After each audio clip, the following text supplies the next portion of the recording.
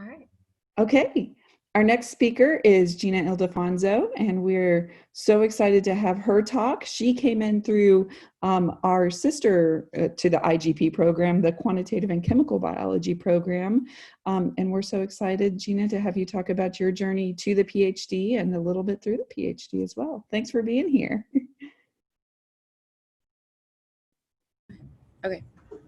Let me share my screen.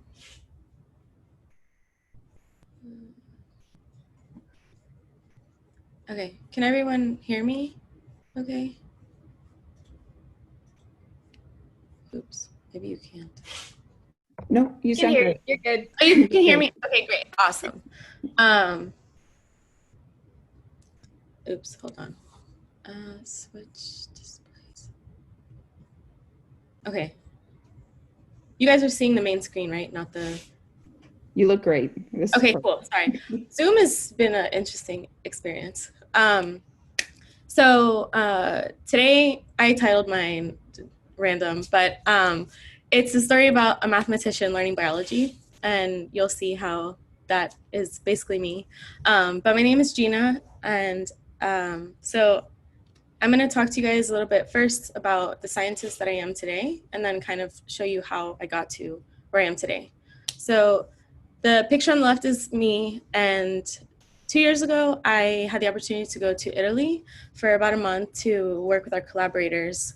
And it was an amazing time. I'd never been out of the country, but I'm currently a fourth-year PhD candidate in chemical and physical biology, and my specific program has different tracks. So I'm in the systems biology track, and I'll explain a little bit about what systems biology is later on in the talk. I am the current GSA, or the Graduate Student Association president, and I am Vanderbilt's chapter president of SACNAS. So if for anyone who doesn't know what SACNAS is, it's a very long acronym, the Society for the Advancements of Chicanos, Hispanics, and Native Americans in Science. I've been a member since 2013, and it's a wonderful organization to be a part of if you are not already a part of it. So one of the questions that we were asked was kind of talk about path to PhD, and I decided to make a little drawing on how I describe the journey to the PhD. Because I think whenever you start grad school, you kind of go in thinking of what might happen, or you have some idea because of how college was. So in your first year, you might think, and then there's kind of like this linear path of your second year to your fifth year or so whenever you graduate, and then you obtain your PhD. But what really happens is, you kind of start in your first year, and the analogy that I'm going to use was given to me by a postdoc in my lab that I think about all the time now. So you're on your first year, right? And then the middle of your PhD is really like in a cloud, because things will work, things won't work. You won't know what you're doing. You kind of think, you read, and you're just going all over the place. And then eventually you're like going all over the place in the cloud, and then you kind of reach the PhD. So I think most of the people that I know in grad school and that have gotten PhDs, their path has been like the bottom one. And I think Kelly echoed the same thing. You try something, it doesn't work. You try something else, and eventually, which is the whole point, right, of research and discoveries, it takes time. So this is a little bit about my family, or mi familia. I am Puerto Rican, and I have two homes, that I like to say, because I've been and lived in both Miami and in Puerto Rico. The top left is my entire family at my cousin's wedding last year. This is my mom here, my cousins. I think all Hispanic families just are huge. So this is like a portion of my family. And this is my dad, and the bottom right is my family when I was growing up. My family's been a huge part of who I am throughout my whole life, and kind of like, support, especially what Kelly was saying, kind of molds you into who you are. So I'm gonna go into my journey to college, and this is a picture of me when I was a kid. And when you're growing up, you start learning about when you're in math class, or the section of math that you're learning, you kind of learn how to multiply. And I don't know why when I was growing up, but I always found multiplication fascinating for some reason. And the multiplication tables that we used to do, I'm looking at it now thinking I was crazy for thinking this was cool when I was a kid. But my parents, I'm a first generation college student. So when I was growing up and going into high school, the one thing my parents had always told me was that you're going to college. But the funny thing about it was that they didn't know how to get me there. So when I was in high school, one of the professors, she was the first Black math professor I'd ever had. And she was basically the reason why I went to college. I took 3 of my math classes with her, my AP calculus courses, trig and everything. And I had told her, she had asked me one at the end of my junior year where I was planning to go to college. And I said I didn't know if I was going to go because I didn't know how to, I just didn't know how to apply to it, what I needed to do. So she sat down with me all summer and helped me apply to scholarships to apply to college because I didn't even realize that you have to pay for application fees, which I think is crazy. So with all of her help, I was awarded enough scholarships to apply, like pay for all the fees to go to college. I went to college in Florida at the University of Central Florida, that was mentioned before. So that's when I kind of decided that I was going to go to college to study math. And everyone that I had ever talked to in high school thought I was crazy. And this bottom part kind of describes what my math career has been like. Because you start here, like in the multiplication table, seeing numbers. Getting a math degree, numbers aren't really a thing anymore. Letters mean more than numbers. And, you know, I kept thinking to myself, even now, I was like, is this really what you're going? Is this really what you're doing? So I attended the University of Central Florida, and the top right is where I basically lived over my time at UCF in the math building. And my favorite part of being in college was being in the marching band. I don't know if anyone else here was ever in bands or is in band currently, but I was in marching band in high school and college, and it's just the best. I was also in many other organizations, the GSA with Math Club. I'm sure, you know, you guys have been in different types of organizations as well. So the next part that I'll go into is my research experiences in college. So having not known how to get to college, I also didn't know what research was when I got to college. I took my first year courses in my freshman year, and in the spring semester, one of my professors asked me at the end of the semester, because I really liked the class I was in. It was ordinary differential equations. I know most people don't like this, but I did. And they asked me if I wanted to do research with them, if I was interested in doing research with them for the summer. And I looked blankly at them because I had never heard that word before. I probably heard it in passing, but I didn't know what it meant. And we sat there for a while, and she kind of just described what research was, what my project might look like. It was a lot of math theory that I hadn't actually learned yet. So that kind of pushed everything up that I probably would have learned in a couple of years. But at the time, I had a job in college to send money home and to pay for things that I needed to pay for. So she helped me apply to the McNair Scholars Program. And for anyone who doesn't know what the McNair program is, or if we have any McNair scholars out there, hey, it is a program that was founded because of Ronald E. McNair, who passed away in the Challenger back in 1986. And this was basically funded for any students coming from low income, first generation, or minority, underrepresented backgrounds to help you attain a PhD. So if I didn't know about college, right, I didn't know about what a PhD was. So when I was told about the program, I just started school. So you don't really think about how long you're actually going to be in school. If you go get a bachelor's degree and then you go get a PhD, I was just excited that someone saw, they were like, yeah, come do this with me and I can get paid for it. So this was my mentor, Dr. Liu, when I did my first presentation at UCF and my first research project. And it was in pure algebra. So when I mentioned that you don't see numbers anymore, that's essentially what this was. And in Hilbert spaces, this is basically, if you think about image processing or digital signal processing, the theory behind a lot of that deals with this. But when I started my second year in college, so my sophomore year, my dad was actually diagnosed with cancer. And it made me realize when I was going to doctor's visits and I had so many questions, but I didn't understand what was going on because I didn't have any of the knowledge base to understand. I didn't know what, when you're given chemo or radiation, like what a gray is, what this schedule and all this stuff is. So even though I liked the work that I was doing with her, it made me start thinking, if I have a large background in math, is there anything that I can do to actually help people with the knowledge that I have or that I could have in the future? So within the McNair program, my McNair director helped me find a program to apply to, and it was the Summer Undergraduate Research Fellowship Program, or the SURF program at UC Irvine. And my specific lab was also in collaboration with UCLA. And I worked with John Lowengrab, and this was my first exposure to doing some type of mathematical biology where I was doing mathematical modeling of glioblastomas. And I'll go a little bit in later when I talk about my research on what exactly modeling is.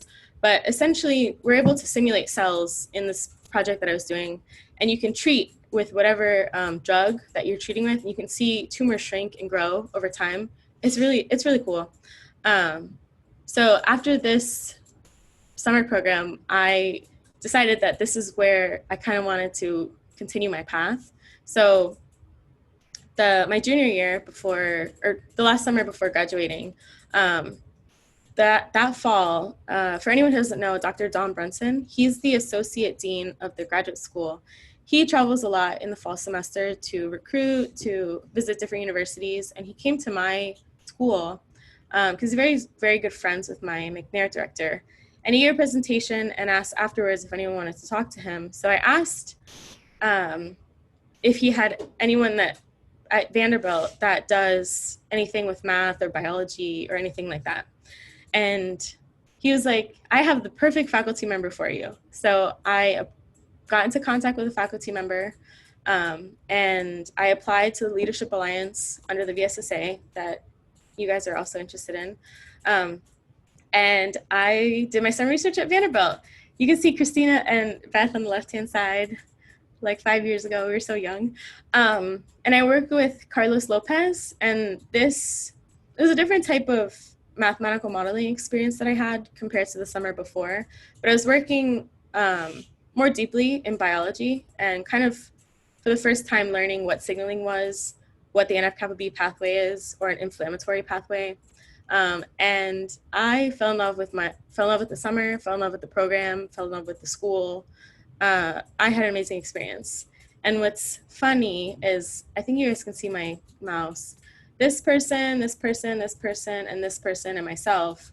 So 5 of the 6 of us were actually all here getting our PhDs. And we all started at different times, different years. Because I was a senior and some of the people here are freshmen, and they ended up coming to Vandy 4 years later. So it was really awesome just to have everyone kind of together now. So after I got back from the summer, I took an extra semester to graduate because I wanted one more summer, and I'm honestly thankful that I did, or else I wouldn't have found Vandy. And I started applying to PhD programs. I never considered applying to MD programs. I think that I would probably be in school for a lot longer if I ever decided to. But I have gotten exposure even being in a PhD program, because there's different programs that you can shadow. Being in your PhD program, you can shadow MDs. It's the Vanderbilt program for molecular medicine. It's a really awesome program. A lot of my friends are a part of it. So I graduated from UCF and I applied to 4 or 5 colleges for my PhD. And as Beth mentioned, I applied to the quantitative and chemical biology program at Vandy. And for those who don't know what the program is like, it's basically the quantitative version of the IGP. So anyone who comes in with a math degree, chemistry, physics, engineering, or something like that, it's a stepping stone to kind of help you gain the biological knowledge or biomedical in the biomedical sciences to kind of put you at that same level. Um, sorry, that's my dog. Anyway, so I'm going to go through what each year kind of has looked like for me. So in my first year of grad school, when I first got here, in all honesty, I felt pretty behind. We had a quiz on the first day of class, and it was asking about amino acids. And someone who'd never taken biology, I didn't know what an amino acid was. So I kind of felt very behind in the beginning of my first year. So my best friends my first year were the library and so much coffee. I don't think I've drinking so much coffee in my entire life in the first year of grad school. So, I mean, maybe I'm like the little minion. Maybe I'm just a little over-attached to it. So being in a biomedical sciences PhD program, you have 4 rotations to work with. And my first rotation, I kind of played it safe. I did a computational rotation.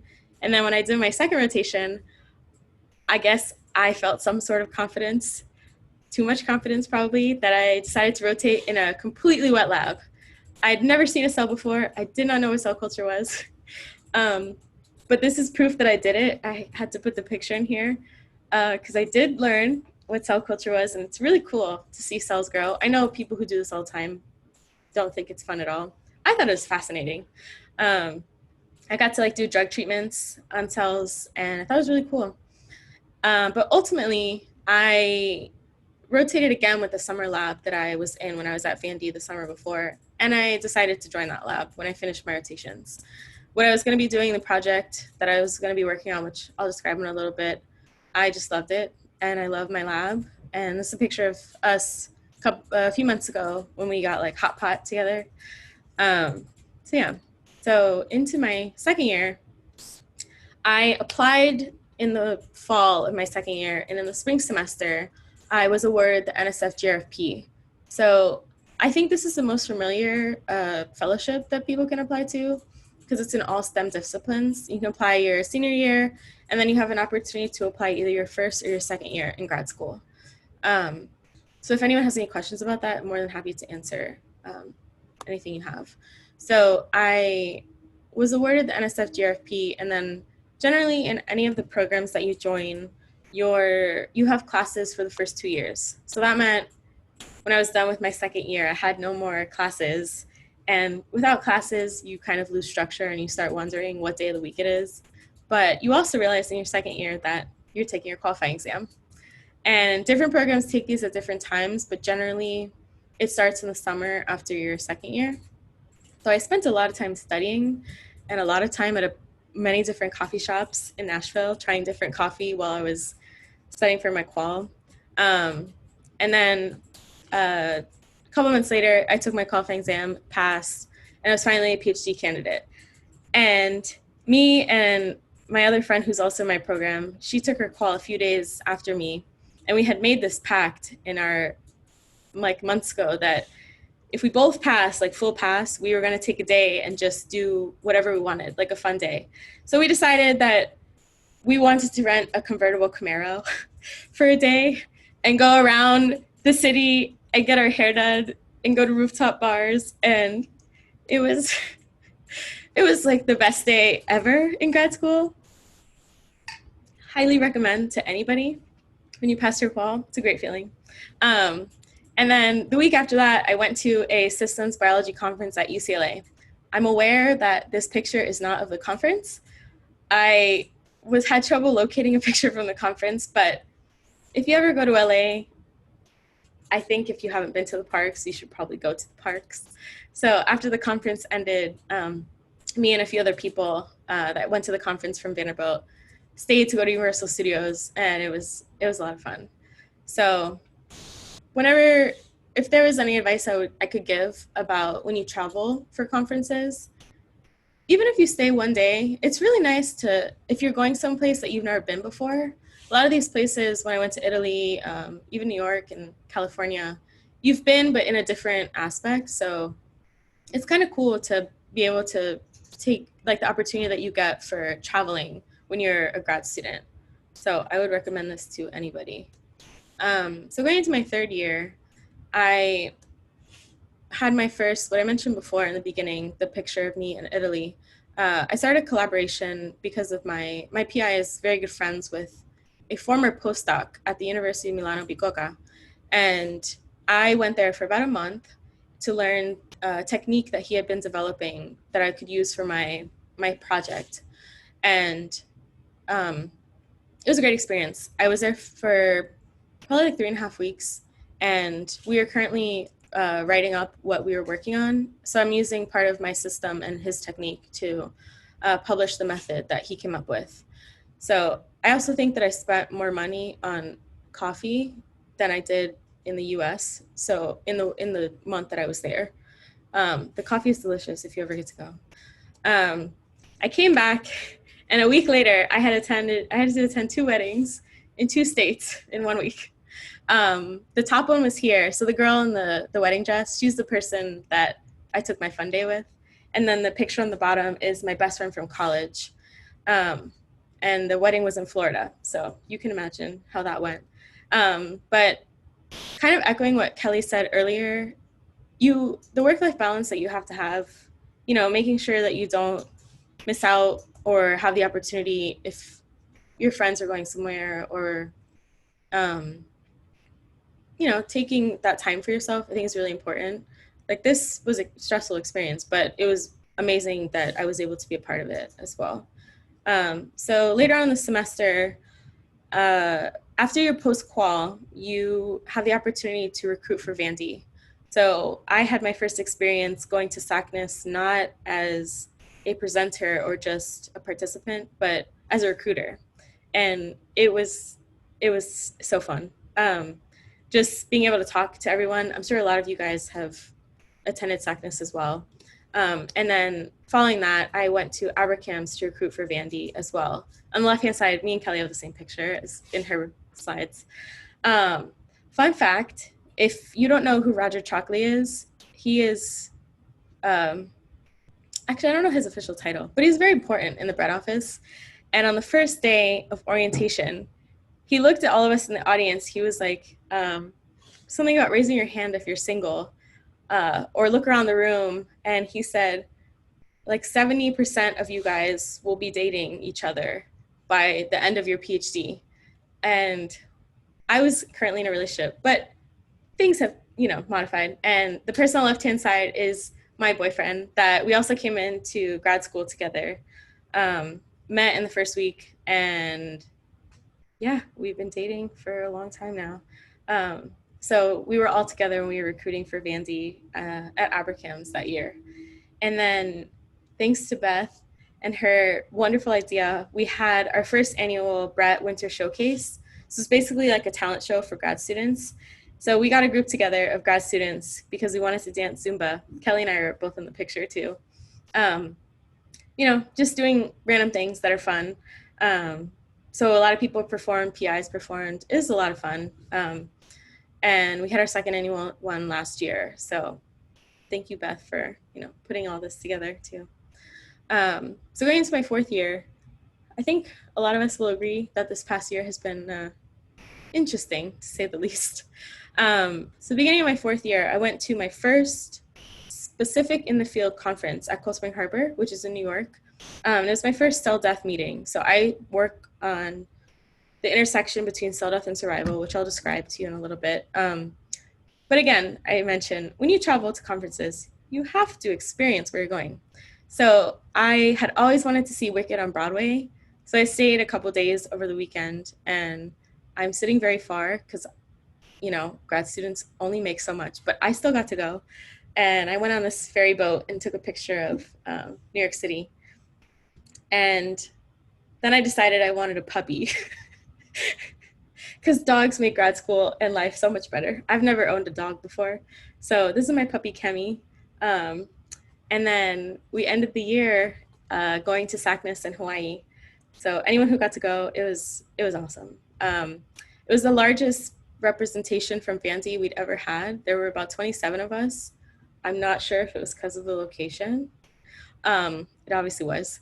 So yeah, thus far, this spring semester has been interesting, being quarantined, COVID and everything, but overall, it's been a great time.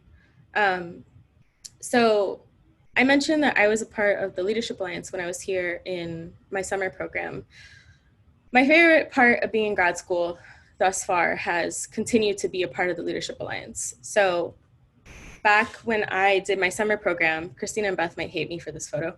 Um, I was an undergraduate student. So when I graduated, I was talking to Dr. Brunson, who's the director of the program, and I asked him, like, is there any way, or do you guys do any type of graduate mentors? Because I would love to be a part of it, to be a part of this program over the summer, work with the VSSA, et cetera.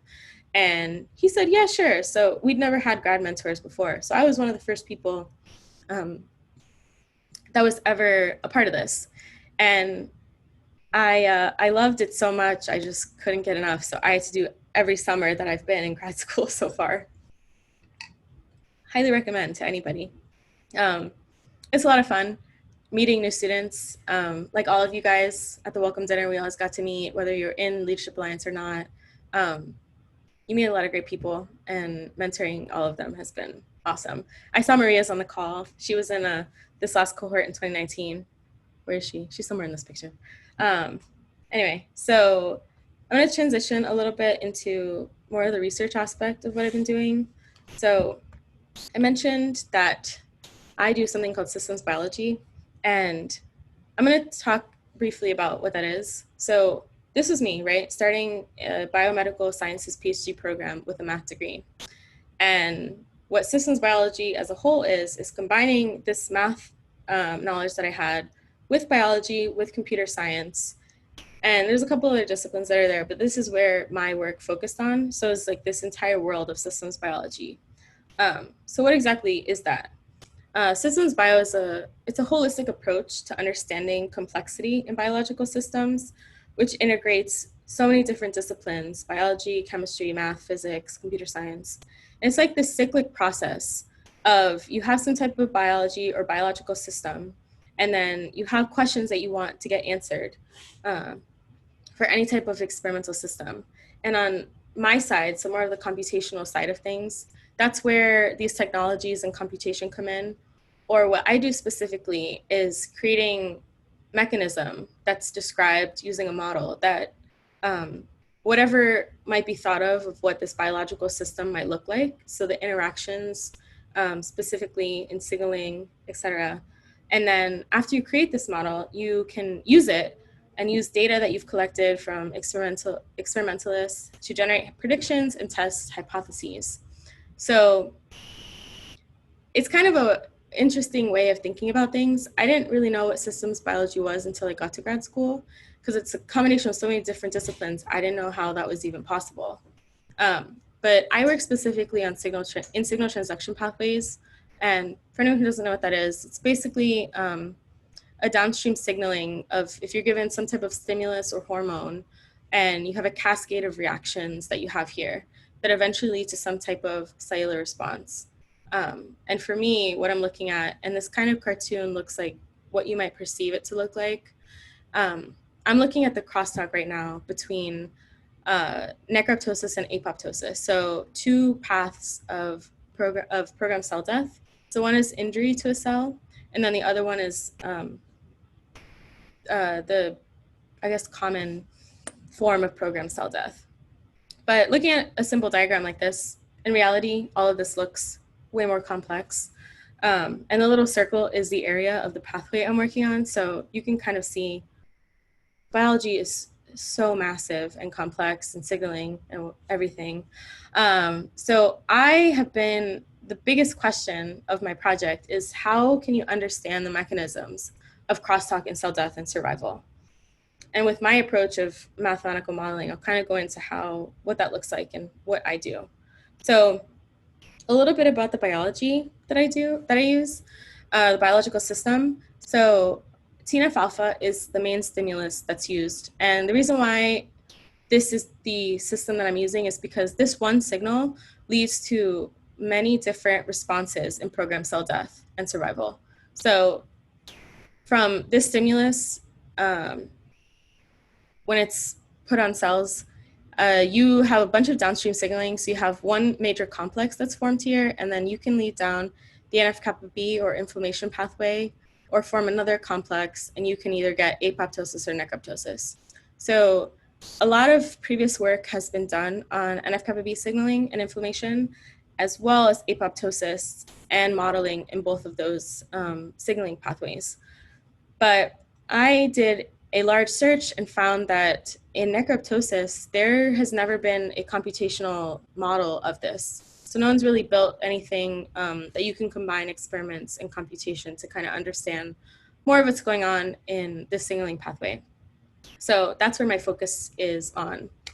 And the biggest question I get asked is, what is a model? And I always answer the same way after I've discovered this is probably the best way to describe this. So if you think about an airplane, right? When you fly in an airplane, obviously, you know that you're going to make it to your destination more often than not. But the thought behind how the engineers, everyone that was involved in building this airplane, you start from a model system, right? So you take into account lift, drag, gravity, etc. You might start with something, a drawing on a piece of paper, and then you start simulating things of the structure of an airplane, if you add more wind, etc., right? And then that kind of leads into the complexity of how to actually build an airplane, right? But, you know, you don't just put an airplane together that you're going to go fly in Southwest and then hope it flies. There's a whole process to actually building these models and making sure that you've taken into account all the different components that are part of this. So in the same concept of how an airplane model is created, that's the same way of kind of how any type of mathematical modeling comes to be. And they use the same thing when you do weather predictions. They create different models. That's why when you check your weather, maybe like every 5 or 10 minutes, you can see percentages change because the model is constantly going based on different factors of wind, rain, etc. But since there has never been a model of necroptosis, I had nowhere to start. Because usually if you want to start with a certain network that you're working with, a lot of models have been published in apoptosis, NF-kappa B, a lot of different signaling pathways. So I had the wonderful opportunity to do a literature review of interactions in necroptosis.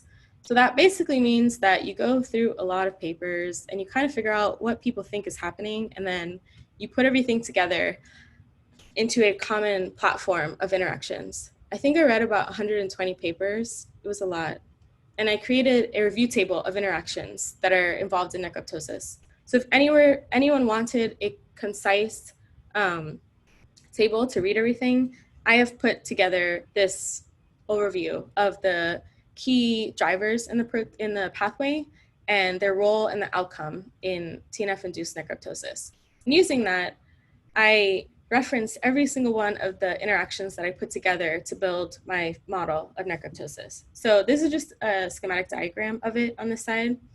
And I'll explain to you a little bit about how that kind of works. So in modeling, so mechanistic modeling, basically understanding how these protein-protein interactions, or if it's mRNA, DNA, et cetera, work, you take some type of biological knowledge. So I think everyone's familiar with the Michaelis-Menten kinetics. So you have your molecules or whatever species you're looking at, and then you have your rates of reactions. So you have forward and reverse rates, et cetera.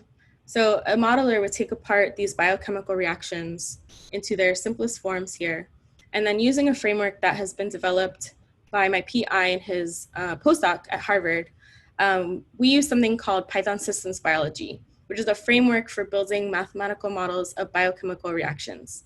I know it's a mouthful. But instead of the traditional way of writing down all these equations that honestly no one understands anyway, PySB automates this process. And for anyone who hasn't heard of what an ordinary differential equation is, it's an ODE, which is basically a change over time. You can represent a change over time for anything, age, hair, whatnot, weather, which is what they sometimes use. So I built up each of these reactions that I think was happening in necroptosis based on a whole wide literature range that I went through. And you can see here that there's 4 differential equations, and each represent a species or complex that's formed. My specific system has 40 ODEs. So a short picture, I took screenshots of what my code looks like. You can't read it, but it's just to give you an idea that it's not just a point and click thing for the computational aspect of what I do. It's a lot of code, and this is just for the model file. This isn't for analysis, isn't for data, isn't for anything else. It's a lot. It's long, but I think, and especially what Kelly was saying too, when you get to a certain point in your PhD, Google can't help you anymore, and your area of study has literally become so complex. Only like this amount of people actually know what you're talking about. So Google and Stack Overflow have been sort of helpful. A lot of it is, trial and error when your code doesn't work, trying to figure out why it doesn't work. So that's kind of where, like, what I do on a day-to-day basis. And what I'm doing now is I actually did experimental studies myself I did drug treatments, so using TNF alpha on different cell lines to get absolute quantitation using mass spectrometry, so you can get the absolute number of molecules per cell. And I've been using that data in combination with my model and different analysis techniques to kind of understand what's going on in the system. And I hope in the next couple of months to have it published. I'm working on that now. But instead of showing you a lot of math and crazy stuff that would go over your head and doesn't make much sense, I created a visualization using a method that was developed in the lab between another graduate student and myself. And what you see here, so each of the lines are interactions between each of these circles or the nodes, right? So each node is a different species in my system. If you counted them all up, you'd get 40, because that's how many I have in my system. So I'm gonna play this clip, it's like 20 seconds, and you're gonna be able to see downstream signaling over time. So you start here at TNF alpha, and then the marker or the endpoint for necroptosis is down here. So kind of gives you an idea. You're going to see all the lines get really thick. So all this signaling is happening in this area or this complex. And then the downstream signaling between these 2 complexes here, it went down here, and now the signal is moving. As you can see, the arrows are getting bigger. So eventually this green circle will fill up to kind of describe that exactly what my network looks like over time, if you were to visualize it, which I think is really cool. It helps people see this more clearly than just putting up diagrams.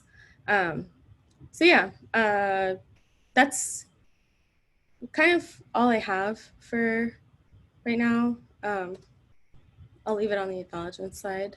So my lab and my thesis committee. So if anyone has any questions, I'm more than happy to answer them. Thank you so much, Geena. That was awesome. What a great story. And of course, we're thrilled you're here. So Geena, you made the transition from VSSA to Vandy, and we hope that many others listening will do the same. Campbell had a good question. Did you learn coding before or after coming to grad school? I think that's an awesome question. I took a few, so I had a CS minor in undergrad, but I had never learned Python. I had taken like a cybersecurity class, a MATLAB class, C++. So I had some exposure, but not, learning Python was a completely new syntax that I was learning when I first got to grad school.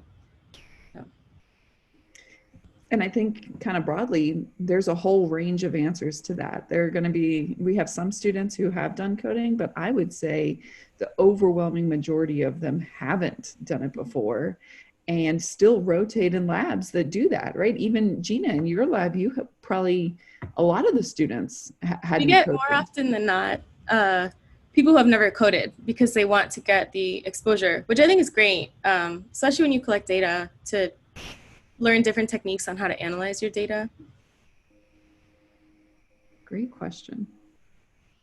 Someone asked, and Kelly answered her answer in the chat. Someone earlier asked, can you talk about the qualifying exam, and were you nervous about it? How did you feel kind of going into that? So depending on what program that you're in, some programs like pharmacology have 2 qualifying exams. They have a general knowledge qualifying exam and then a specific on your project qualifying exam. Mine is combined. So whenever in my program, your qualifying exam, they can ask you anything about general knowledge and anything about your project. And usually in each of the programs, there's a class that you take, a grant writing class that kind of helps you build what your proposal should look like and when you should start studying, how to form your committee.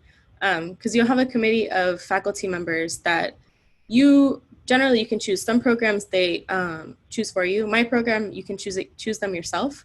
So I chose people in different areas. I have someone who does computer science, someone who is a pure biologist, a biochemist, and a mathematician. So all aspects of my project are kind of covered with my committee. And they generally say about 4 to 6 weeks before you take your qualifying exam to start studying. I think I started about 5 to 6 weeks before. I slowed down on my research that I was doing, and I just focused on my qualifying exam.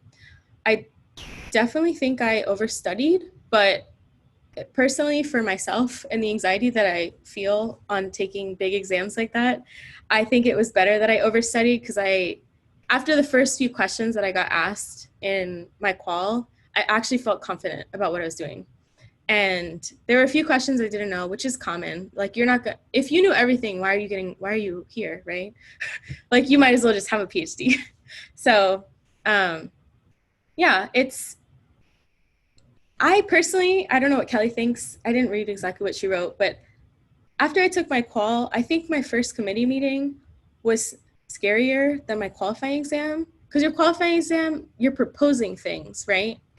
There's no assumption that you've done all this stuff that you're proposing, that you have these aims that you think will happen, and then you start working on them, and then they don't happen. And then when you have your committee meeting, it's the time that you're supposed to show what you did. And then you realize I've spent all these months troubleshooting things and then trying to explain that because they're obviously not in lab with you when things aren't working. So that was my personal experience. I think a lot of people that I've talked to feel similarly, that the qualifying exam was like that peak to get over after you take your classes, but your committee meeting is really where you have to show all the work that you've been doing or trying to do, or what hasn't worked. If it didn't work, what are you going to do now? So that's what I would say. Yeah. The only thing I would add is just like, I know especially like at Vanderbilt, I don't know exactly how other schools do it, but like you do a lot of like practice. Like for neuro, there's like a specific committee of older grad students who meet weekly with the second years to like go over what to expect and how to study and do practices and things like that, and like go over kind of some common questions and how to answer them and all of that. And so by the time you get to it, like you're like still nervous for sure, but you've been prepared. And as you get into it, you kind of realize like, oh, I'm not completely failing. So you feel ready. I don't know anybody who hasn't been nervous before their qualifying exam, but I think that's part of the good part of the good thing is it pushes you to learn more than you might expect that you would have. Like you kind of want that nervous energy to prepare more. So guys, if you can answer this question, it's a good one. How did you study for the qualifying exam? Was it textbooks or papers or what else? Great question. Yes. it was all of those things for me. I mean, I feel like I started by just trying to get an idea of what I needed to know, like trying to understand, like make a list of all the different topics that I thought that I should really know in depth. And then just going through a combination of textbooks and papers, because some of the stuff is too new to be in a textbook. And so going through papers, but even older review papers, and just writing down and like taking notes about everything, drawing out different pathways and diagrams and everything, just like practicing drawing on a board and speaking out loud is a big part of it, because in your head you can answer things all day, but in your qual you're drawing and trying to write at the same time. And so just practicing even that part, I think was a big part of my studying. Mm-hmm. Mine was basically the same thing. Since my project spans so many disciplines, I don't know why I did this to myself, but I had to know a lot of the biology, a lot of the computer science, and a lot of the math because of the people on my committee. So I had a huge binder, because if you stare at a screen for that long reading papers, it will give you a headache. I printed out so many papers and reviews, techniques, because they could ask you anything, right? If you say something, they're like, oh, can you describe that technique for me? You have to be able to go and draw it out. And so I made sure that anything that I could draw, because you need to make it when you're describing things in a way that your entire committee can understand if all the people are not in the same field, which again, I did this to myself. um, so me describing something about math to my biologist PI, faculty member, you can get the idea of being able to speak to a broader audience, but still be specific about what you're talking about. I did the exact same thing that Kelly did. I think that's a pretty common way, or I think it's a pretty good way to study for this as well. I think that's one of the challenges too, is it's not like an undergrad class where you kind of have a sense of here's exactly what you need to know. In fact, there isn't any definition to what you need to know. But I think the other thing to kind of the mentality to overcome that is you're not going to know the answer to everything, but what they're really testing you on is your ability to think when you don't know the answer. Mm-hmm. So they're going to push you until you don't know, and you need to be able to rely on the knowledge you do have. So it's okay to not know everything. That's not the point. The point is to be able to think when you're faced with a question that may not even have an answer these days. And I'll just add, so at least at Vanderbilt, our graduate student associations will also help during quals, help you practice. They held mock quals, and if your department allows, then your lab will also hold mock quals for you as well. So there's varying levels of involvement during this process. So you're not just by yourself in your room, reading millions of things and can't see anybody for 6 weeks. So there's involvement that you can have. Another good one. Kelly or Geena, do y'all teach, or what are your thoughts on being a TA? So my program, you don't have to TA in it, but I chose to TA for the experience. And I actually did it for 3 spring semesters. This is my last semester that I'll be TAing. I TA'd a cancer systems biology course. I wanted to, and it was a graduate course. And I took the course my first year, and then I decided to TA my second year, and I continued to TA because I really enjoyed it. And I enjoyed teaching. The whole entire class is students who want to learn computation. They want to learn what modeling is. They want to learn what machine learning is. So it was really interesting to put together a curriculum to try and, because you have to come at it from a certain perspective, because you have a bunch of people from different backgrounds who some know a little bit about computation, but being able to do that, I think, and having students learn more about it, and when their projects come out, and I'm super excited that they learn so much. It's been a great experience, personally. My program does require that we TA 1 class, but I mean, I wanted to anyway. My TAing so far has been pretty light, because in the second semester of your first year of like the IGP or QCB, I think you guys do like the mini-mester courses too, right? So they're like really brief classes that take up like 1/3 of the semester. So I TA'd a mini-mester class that's about addiction neurobiology. So it was really specific to like what I do, but it was really short. But I am really interested in teaching, and so Vanderbilt also has a program you can earn a teaching certificate.